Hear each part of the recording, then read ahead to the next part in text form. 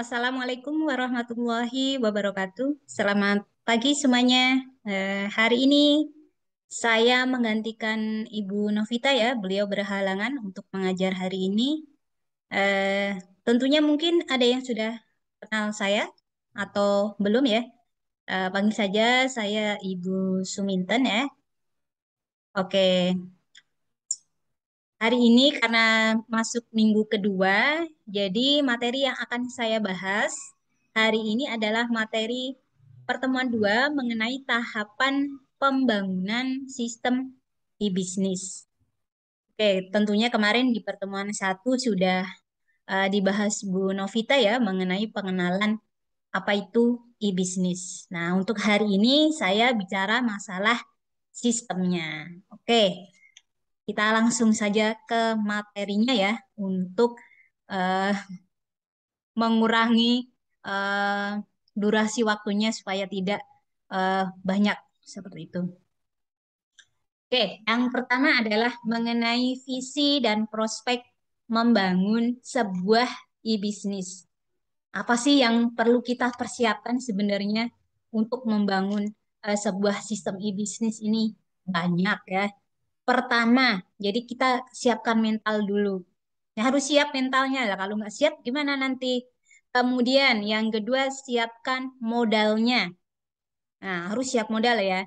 Siap mental tadi, siap untuk kalau misalnya belum eh, paham mengenai sistem e-bisnis ya harus belajar dulu kan, seperti itu. Kemudian yang kedua modal atau di sini biaya ya, karena untuk membangun sebuah sistem itu diperlukan biaya. Terus kemudian usahanya ya. Jadi di sini eh, apa namanya usaha atau prospek bisnisnya, itu nanti memungkinkan ya untuk dibuatkan sistemnya. Terus apalagi dari segi apa namanya kemampuan tadi mental ya, termasuk kemampuan IT atau mungkin gaptek ya. Nah itu kemudian selain itu ya kita persiapannya apa lagi? Pengetahuan.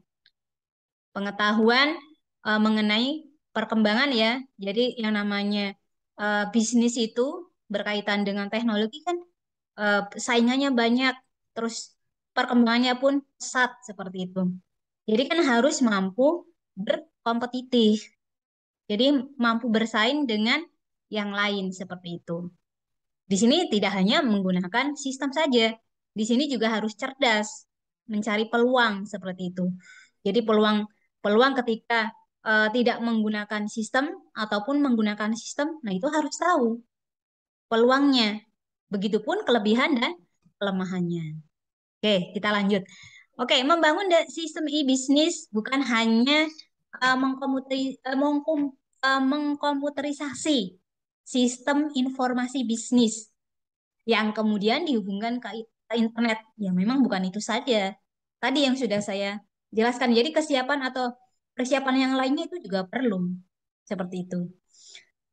Peluang ya, ini peluang yang sangat memang sangat diperlukan sekali. Di samping tadi ada masalah biaya, kemudian kesiapan SDM-nya ya di bidang IT dan lain-lain. Nah, nantinya jika pemahaman itu yang menjadi landasan dalam membangun sebuah sistem e-bisnis, nah, maka niscaya sistem itu sulit untuk bertahan. Jadi bukan itu. Jadi yang namanya membangun prospek sebuah e-bisnis, sistem bisnis, itu bukan hanya sekedar kita pakai sistem, kemudian terkoneksi internet, jadi bukan itu ya. Jadi yang sudah saya eh, jelaskan di awal tadi. Nah, ini yang pertama, adanya keinginan yang kuat dan konsisten untuk membangun hubungan langsung dengan konsumen. Terus kemudian pembangunan jaringan komunitas. Terus perluasan pasar. Kemudian masuk era persaingan global. Nah, ini keempat poin ini sangatlah penting ketika membangun sebuah bisnis. Jadi bukan hanya sekedar sistem saja yang kita perlukan, tapi keempat hal ini sangat sangat diperlukan. Nah, di sini punya sistem, tapi di sini tidak bisa melakukan apa namanya hubungan baik dengan customer, tidak bisa memberikan servis yang baik kepada customer. Ya siapa yang mau beli ya? Jadi di sini membangun apa namanya hubungan yang secara face to face ya dengan customer itu juga diperlukan. Kemudian pembangunan jaringan komunitas. Nah, ini juga perlu untuk memperluas apa namanya market bisnis kita. Jadi untuk memperluas pemasaran dari produk yang kita jual seperti itu. Jadi perlu di sini diperlukan membangun jaringan komunitas. Kemudian perluasan pasar. Nah, ini pasar ya, bukan hanya sekedar di satu titik saja. Bagaimana kita bisa melebarkan bisnis kita di beberapa titik atau di beberapa cabang. Nah, dalam hal ini tentunya kita melakukan perluasan pasar. Jadi membuat cabang-cabang baru di, di setiap titik atau di setiap daerah mungkin. Nah, konsepnya seperti yang sudah ada ya. Nah, seperti Indomaret, Alfamart, itu kan sudah menjamur ya dari yang perkotaan hingga pelosok.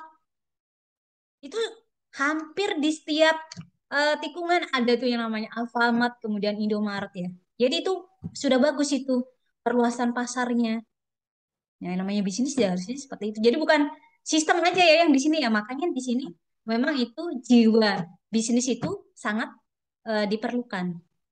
Kemudian yang keempat masuk era persaingan global. Nah, ini juga harus melek kita sebagai seorang pebisnis kalau tidak melek dengan persaingan ya, dengan kompetitif, dengan apa namanya keinginan customer.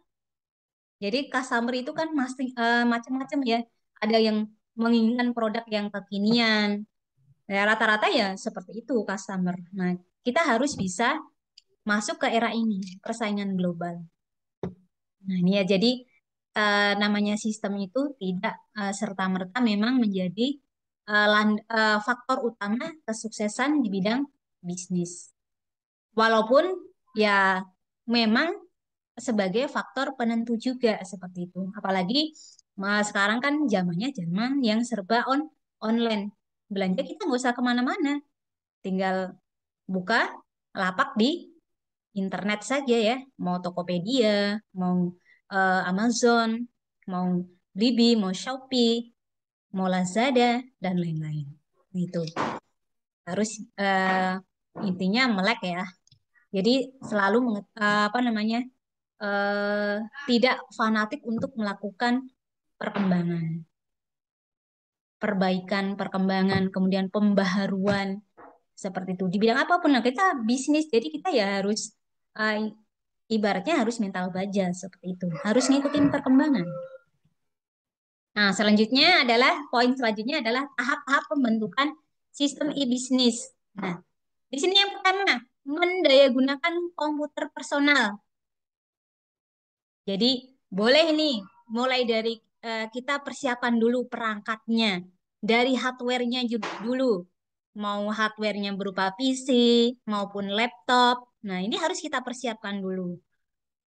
Dan hardware pendukung ya seperti keyboardnya, mouse-nya, printernya ya.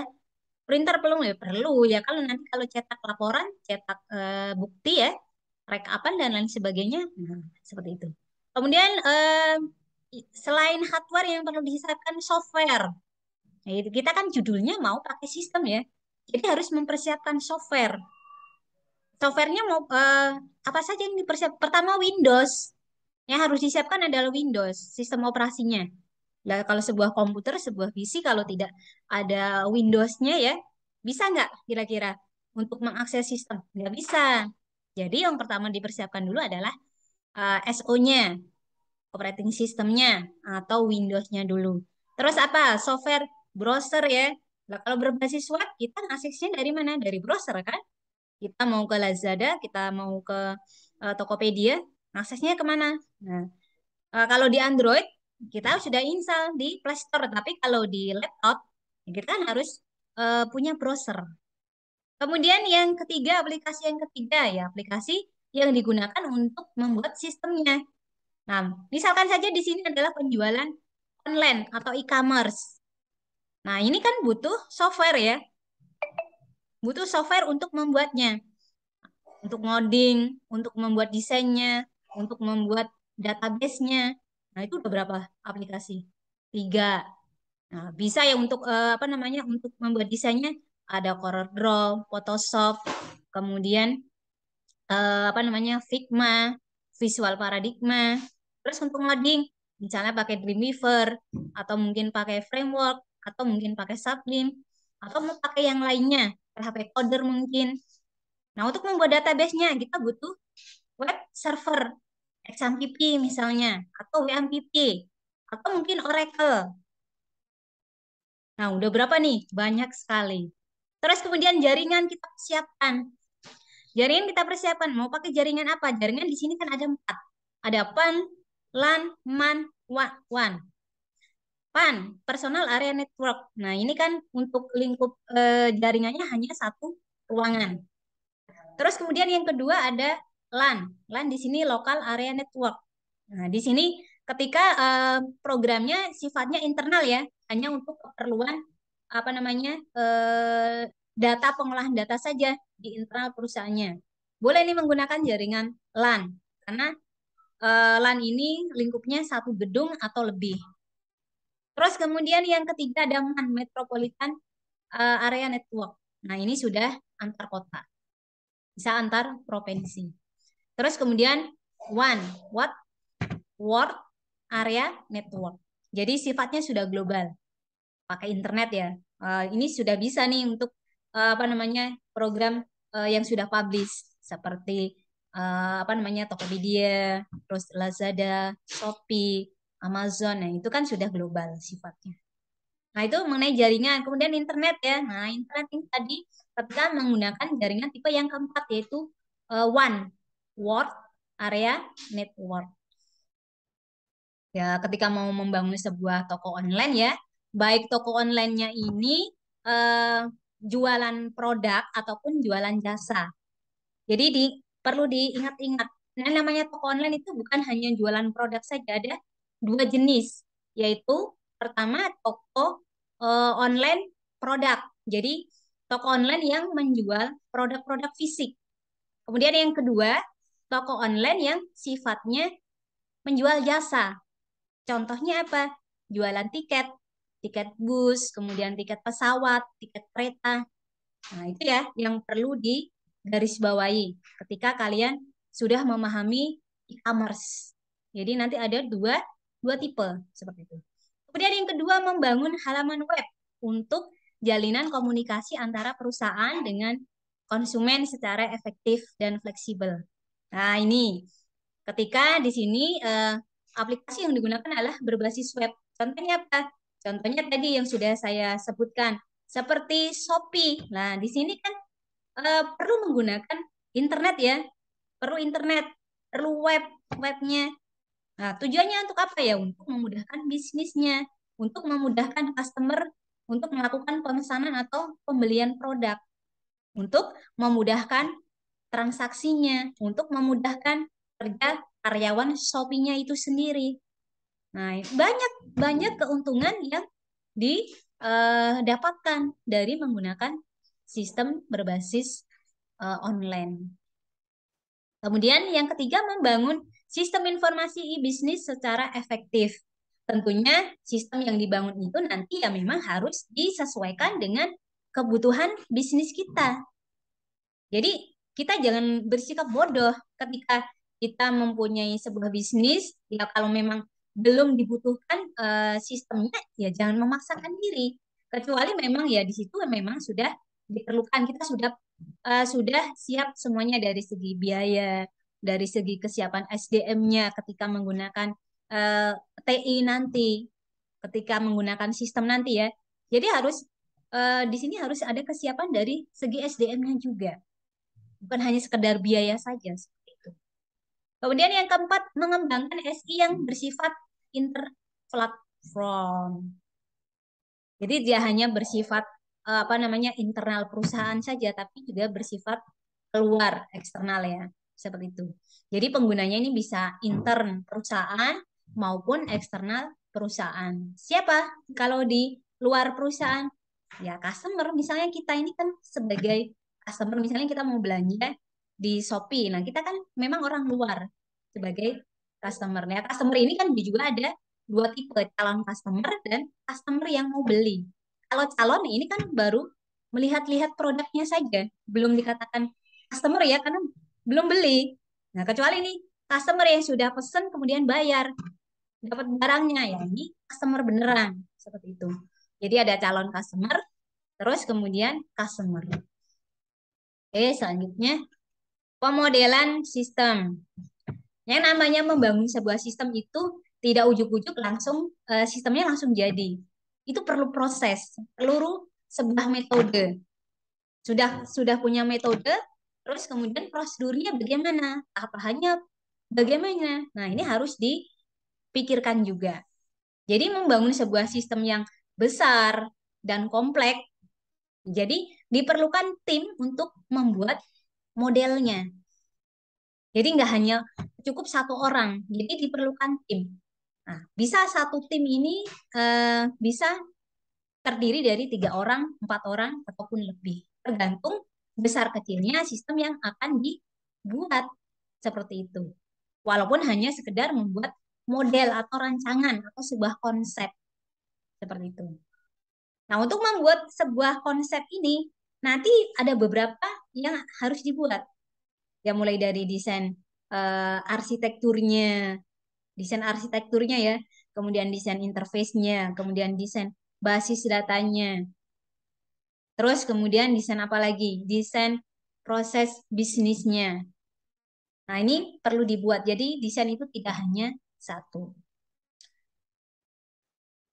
Selanjutnya metode daur hidup untuk membangun sebuah sistem informasi e-bisnis.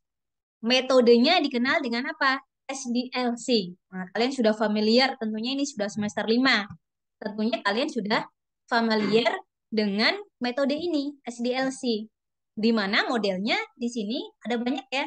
Ada waterfall, kemudian Scrum, kemudian prototype, rapid application development, kemudian ada prototype, iteratif, kemudian ada RAD, dan lain-lain. Setiap model ini tentunya mempunyai daur hidup atau tahapan. Tahapan yang dilakukan untuk membangun sebuah ini sistem e-bisnis. Tahapannya berapa? Apakah masing-masing model tadi yang sudah saya sebutkan sama? Tidak. Jadi nggak sama antara model waterfall, model Scrum, model RAD, model prototype. Ini nggak sama tahapannya. Tapi intinya yang terpenting di sini punya menggunakan metode dan nanti endingnya aplikasinya jadi seperti itu. Ya mau pakai model metode yang mana itu kan masing-masing tergantung dari tim pembuatnya dan permintaan dari klien. Nah, kalau kliennya mau menggunakan model prototipe, ya tim pembuatnya ya harus menyesuaikan diri karena itu kan ada kontrak ya, kesepakatan ya, negosiasi antara klien dengan tim pembuat. Oke, di sini metode daur hidup atau tahapan dari sebuah metode pengembangan perangkat lunak SDLC tadi. Yang pertama ada tahap perencanaan. Tahap perencanaan ini tentunya semuanya direncanakan terlebih dahulu, mulai dari kesiapan apa namanya SDM-nya nanti menggunakan teknologi, biayanya, kemudian jadwal untuk pembuatannya, timeline-nya ya, kemudian nanti tim pembuatnya, tim developernya. Nah, ini berjumlahnya berapa? Kemudian nanti pelatihannya nanti bagaimana? Membutuhkan biaya berapa? Terus kemudian konsumsi ketika proses pembuatannya. Semuanya ini direncanakan dengan baik. Terus penggunanya. Jadi pengguna sistemnya itu nanti siapa? Nah, ini ada dalam tahapan perencanaan. Kemudian yang kedua, analisis. Tahap analisis di sini tentunya menganalisa seluruh kebutuhan yang diperlukan, mulai dari menganalisa permasalahan yang ada, terus kemudian menganalisa pemecahan masalahnya, kemudian menganalisa kebutuhan penggunanya, Jadi pengguna sistem ini nanti ada berapa? Oh, misalnya ada 10, siapa? Disebut. Kemudian menganalisa kebutuhan fungsional dan non-fungsional sistem yang akan dibuat. Kemudian perancangan yang ketiga. Perancangan ini adalah tahap desain. Jadi membuat sebuah desain atau blueprintnya, blueprint atau sebuah desain ya, atau rancangannya. Nah ini ada 4 nanti desain yang perlu dibuat. Ada desain basis datanya, database-nya. Ini bisa menggunakan nanti diagram IRD dan LRS. Kemudian yang kedua, desain arsitekturnya. Ini bisa menggunakan diagram UML. Kemudian desain yang ketiga ada desain apa namanya, interface atau antarmuka.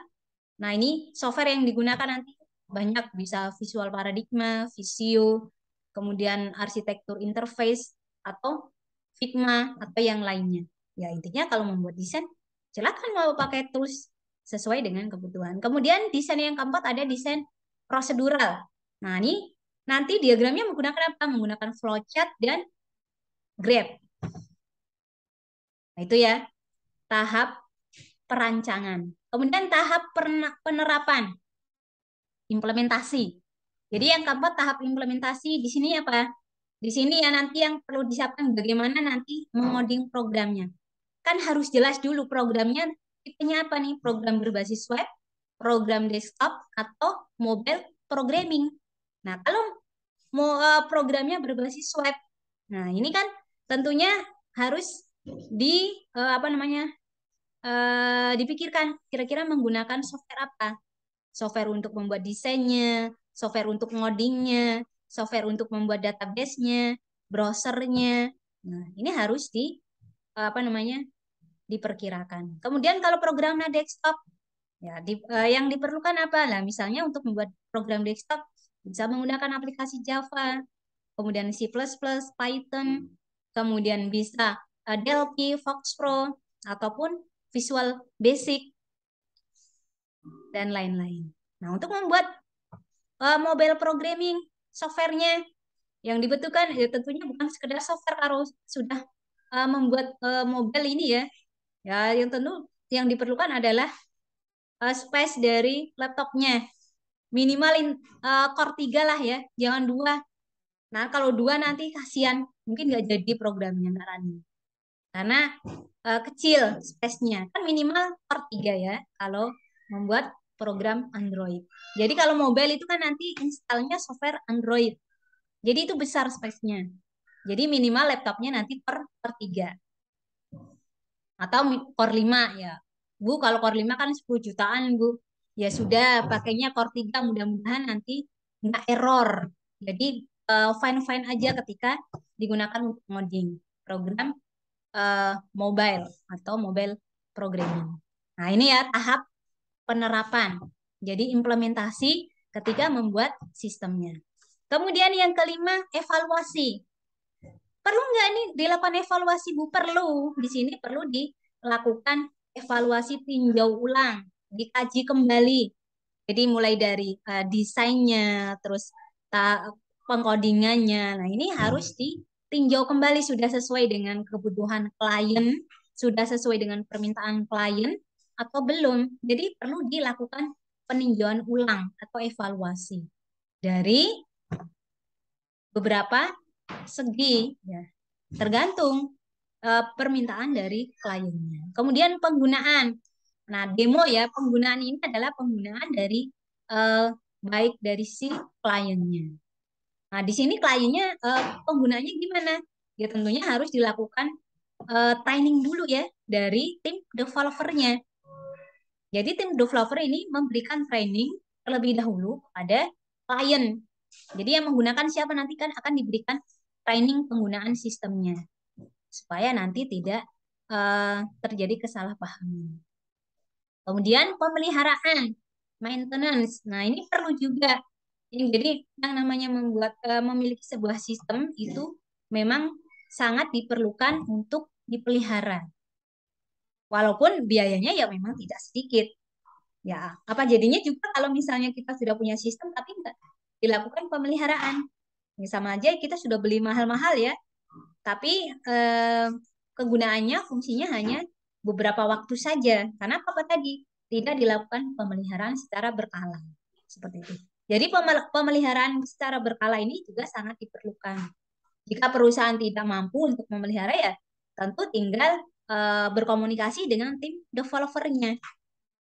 Ya, walaupun di sini nanti pihak perusahaan akan mengeluarkan biaya tambahan untuk pemeliharaannya. Ya kan resiko ya. Resiko dari menggunakan sebuah sistem seperti itu. Oke, selanjutnya. Nah, ini tahap perencanaan ya. Nah, secara formalnya seperti ini. Jadi sudah benar. Di sini dibuat dulu proposalnya. Jadi proposal ini isinya apa nanti ya? Isinya tentunya gambaran dari aplikasi yang akan dibuat. Mulai dari judul aplikasinya ya, membuat program apa? Program penggajian kah? Program penjualan kah? Program akademik kah? Atau program sains atau yang lain-lain. Nah, selain apa namanya judul aplikasinya, ya di sini nanti ada tim yang membuat siapa, terus kemudian biayanya berapa, timelinenya, jadi berapa bulan nanti yang diperlukan waktu untuk membuatnya, 3 bulan kah, 10 bulan kah. Nah, di sini ada di proposal. Rincian biayanya ada semua ya. Jadi keperluan hardware-nya berapa unit, terus internet butuh enggak, jaringannya butuh apa jaringannya, terus kemudian fasilitas pendukung, terus kemudian nanti biaya, ya biaya ini untuk tim developernya, biaya untuk pelatihannya, biaya untuk pengadaan infrastruktur pendukungnya, mulai dari komputernya, jaringannya ya, internetnya. Nah, semuanya ini dirinci biayanya berapa.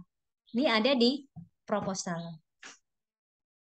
Nah, ini terus kemudian di sini proposal yang dibuat tentunya disesuaikan dengan bisnis yang dimiliki. Jadi, bisnis yang dimiliki ini bisnis di bidang apa? Perbankan, asuransi, atau manufaktur, atau bisnis yang lainnya. Nah, di sini terus kemudian dibuat perencanaan dari aplikasi sistemnya mulai dari perencanaan, kemudian pengembangannya gimana, terus kemudian marketnya nanti gimana. Nah, ini proses dari perencanaan bisnis. Semuanya ada di sini.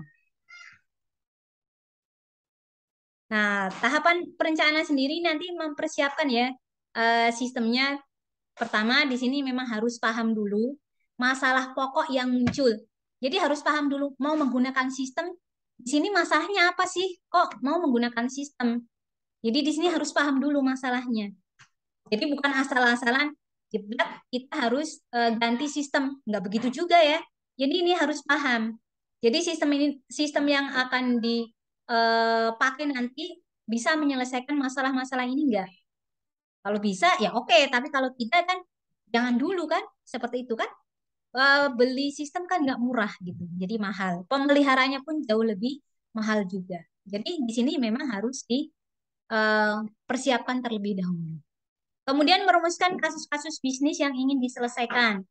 Jadi dirumuskan nih masalah-masalah bisnis yang dihadapi perusahaan. Dirumuskan dulu masalahnya satu persatu secara terstruktur. Jadi kan sudah ketahuan nih, oh masalahnya begini.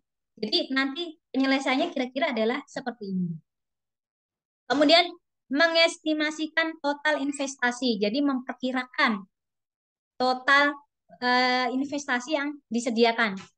Jadi total biaya yang disediakan nanti ketika menggunakan sistem. Kemudian rencana aksi yang konkret. Jadi implementasinya secara real. Kemudian yang kedua adalah tahap analisa. Tadi sudah saya jelaskan ya, apa yang harus dilakukan ketika pada tahap analisa ini. Tadi mulai tadi ya, menganalisa seluruh masalah yang ada, menganalisa pemecahan masalahnya, menganalisa kebutuhan penggunanya, menganalisa kebutuhan fungsional dan non-fungsional dari sistem nanti yang akan dikembangkan. Seperti itu. Kemudian tahap perancangan ya. Nah, ini tahap perancangan tadi rancangan yang harus dibuat apa saja. Dan tentunya selain rancangan yang tadi akan dibuat, di sini juga pada tahap perancangan ini, selain memperhatikan rekomendasi dari kelayakan dari sistem yang akan dibuat, perlu juga memperhatikan ya beberapa hal. Yang pertama di sini kebutuhan perusahaan. Jadi kira-kira nanti rancangan sistemnya itu sesuai dengan kebutuhan perusahaannya atau tidak. Sesuai dengan kebutuhan operator perusahaannya atau tidak. Sesuai dengan kebutuhan pemakai, pemakainya nih tentunya ada dua tipe ya, ada pemakai internal dan eksternal. Internal tentu karyawan karyawan perusahaan itu sendiri. Kalau eksternal tentunya bisa mitranya, bisa kliennya, bisa customernya. Nah, ini harus dipikirkan kebutuhannya. Kemudian kebutuhan teknis. Jadi sistematiknya gimana nanti? Nah, ini empat, empat poin ini sangat perlu diperhatikan. Terus selanjutnya tahap penerapan. Nah, di sini implementasinya ya. Tadi mulai dari membuat programnya itu nanti terus implementasinya, pelatihannya nanti bagaimana. Nah, ini tergantung nanti perusahaan ini enaknya bagaimana nih. Perusahaan ini kan sebagai klien ya yang memesan programnya. Seperti itu. Kemudian tahap evaluasi. Nah, ini tadi perlu dilakukan tinjauan kembali, uji coba kembali, evaluasi ya. Terus kemudian di sini tujuannya untuk mengetahui kira-kira nanti masih ada kesalahan-kesalahan atau kekurangan-kekurangan yang kiranya belum sesuai dengan apa yang dipesan, apa yang diinginkan oleh klien. Nah, ini memastikan sistem sudah berjalan dengan lancar, benar atau tidak. Terus memastikan sesuai karakteristik yang ditetapkan atau sesuai yang diminta oleh klien atau tidak. Kemudian memastikan tidak terjadi kesalahan sampai ke penelusuran dan keterlibatan data.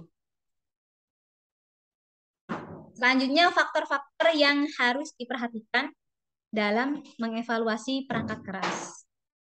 Nah, di sini kemampuan perangkat keras itu yang pertama tentunya kecepatan proses dan distribusinya ya. Ketika kita gunakan lemot atau tidak. Kemudian aksesnya cepat atau tidak. Terus kemudian seberapa besar biaya yang harus disediakan untuk pengoperasiannya dan perawatannya. Nah, ini harus diperkirakan juga biayanya berapa kira-kira. Terus kemudian kompatibilitas perangkat keras terhadap, jadi kemampuan perangkat keras untuk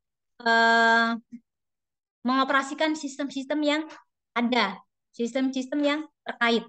Jadi kemampuan, misalnya tadi loh saya contohkan, kalian mau membuat program mobile, tapi kok komputernya Core 2, kira-kira gimana? Lancar atau tidak? Saya pastikan tidak lancar, karena minimal kan harus Core 3. Tapi kalau misalnya Core 2 bisa ya, Alhamdulillah ya, itu rezeki banget. Kalau bisa loh ya. Tapi kalau nggak bisa jangan nyalain saya. Ya, tapi buat jaga-jaga saja yang minimal Core 3. Jadi kira-kira hardware-nya ini support ya untuk membuka aplikasi A, B, C, dan D. Seperti ini ya. Jadi kemampuan perangkat kerasnya ketika untuk mengakses software-software atau sistem-sistem yang ada terkait itu bisa atau tidak. Kemudian seberapa lama teknologi yang digunakan akan bertahan. Nah, ini ya. Jadi seberapa lama nih akan bertahan teknologi yang digunakan. Karena kan semakin berkembang ya yang namanya sebuah teknologi itu ya. Seperti itu. Kemudian sejauh mana pilihan-pilihan terhadap komputer yang digunakan. Memperhatikan faktor-faktor ergonomik. Jadi nanti disesuaikan kira-kira enaknya, walaupun perusahaan ya ini masing-masing nanti masih menggunakan PC atau menggunakan laptop ya, atau menggunakan membeli seperti apa ya, tablet ya. Jadi kan sekarang ada tipe ya, sudah bukan ada lagi ya, sudah banyak ya tipe tablet yang seperti laptop ya. Jadi dia tipis, setipis kertas. Kalau di Indonesia sudah familiar atau belum saya kurang tahu. Tapi kalau di luar ya itu sudah familiar sekali, sudah biasa. Nah, ini kan perlu diperhatikan seperti itu juga. Oke, selanjutnya tahapan penggunaan dan pemeliharaan. Nah, ini tentunya tadi sudah saya jelaskan. Yang namanya memelihara di sini ketika perusahaan tidak bisa melakukan perawatan sendiri terhadap sistemnya, ya tentunya di sini harus berkomunikasi dengan tim developer atau tim pembuatnya. Nah, di pemeliharaan ini kan tidak hanya sekedar apa namanya memelihara sistemnya. Di sini banyak yang harus dilakukan pemeliharaan seperti eh, memelihara apa penataan ulang database-nya ya, membackup, kemudian membuat apa namanya security-nya, scanning virusnya.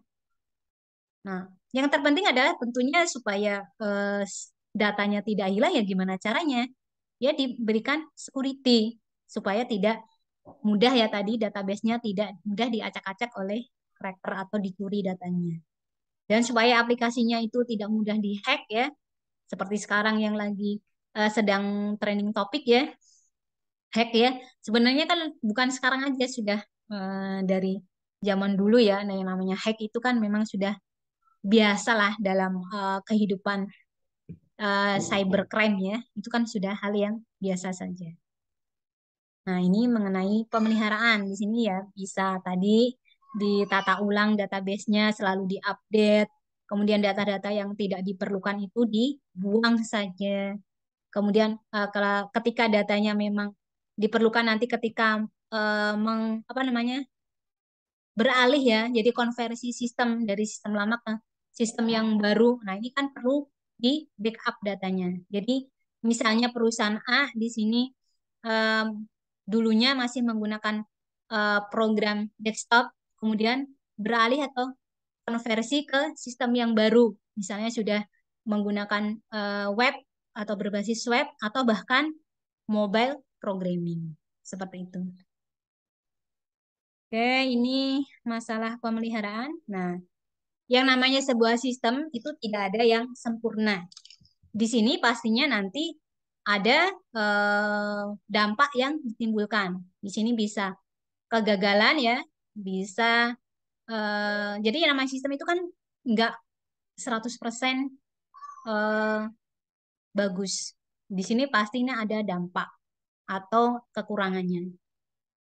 Nah, di sini ada kegagalan sistem informasi e-bisnis. Faktor-faktor yang menyebabkan apa? Misalnya sering orang memandang SI bisnis adalah paling utama dan penting.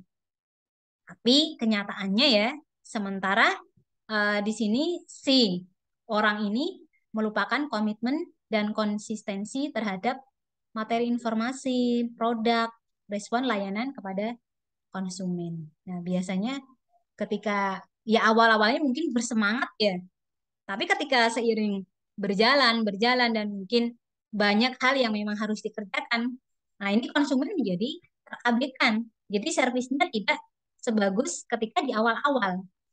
Itu kan biasa ya, biasa kita temui kan seperti itu ya. Iya nggak? Ya saya sepakat, mungkin kalian sepakat juga. Kemudian antar muka SI bisnis sering kurang interaktif, kurang komunikatif, kurang mudah digunakan oleh konsumen.